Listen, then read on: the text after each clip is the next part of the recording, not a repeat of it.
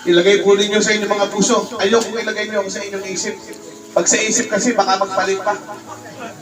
Sa puso na lang, upang sa ganon, bago tayong lahat ay magmamahalan. Di ba? Ang isip, pag sa isip mo nilang nilagay, baka bukas, matapa ka lang, makalimutan mo na kami. Pero sa puso nyo kami ilagay, upang sa ganon, si Bukal dito ka mo, ay magiging katuwang po ninyo dito po sa Sikyo Liguma. Sa inyong lahat, maraming salamat po sa inyong lahat. At sana ipagpalain tayo lahat ng Panginoon Diyos. Dito ka mo po. Sapat na upang aking madama ang pag-asa na nagmumula sa'yo. Isisigaw sa lahat kung ano ang aking nararamdaman, na ikaw ang gusto ko.